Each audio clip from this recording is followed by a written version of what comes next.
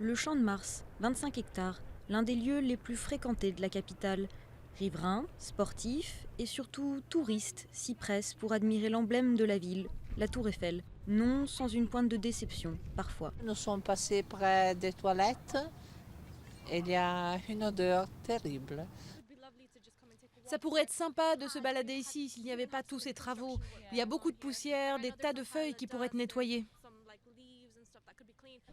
Bancs délavés, fontaines sans eau, toilettes insalubres et même des rats qui viennent se ravitailler avant même la nuit tombée.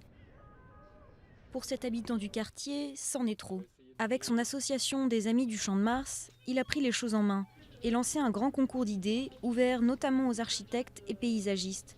Le but, penser l'avenir du site et aussi se faire entendre auprès des services publics. Le vrai enjeu aujourd'hui pour le Champ de Mars, qui est le principal site touristique français, c'est la vitrine de la France, c'est pas seulement la vitrine de Paris. C'est que évidemment ça soit un site de référence et c'est pour ça qu'on souhaite le réenchanter et on souhaite faire de cet espace le plus beau jardin du monde. Parce qu'aujourd'hui il ne l'est pas, il est délaissé depuis des années.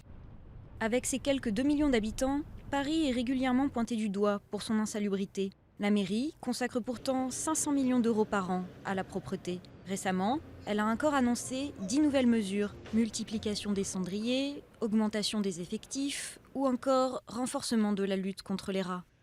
Paris est grosso modo propre le matin, une fois qu'on a fait ce que nous appelons notre grand coup de propre. Le problème, c'est que ça se ressalit très très vite dans la journée, justement parce qu'il y a beaucoup de monde. On n'y arrivera pas tout seul, il faut être très clair. Il y a besoin que tout le monde se mobilise, à la fois dans le civisme, c'est-à-dire en faisant attention à ne pas salir ou à salir le moins possible, ce qu'on a pu travailler par exemple sur les mégots ou d'autres choses de ce type-là, par notamment des sanctions, mais aussi beaucoup de prévention. Paris, ville propre, une ambition de la mairie. Mais la route reste encore longue.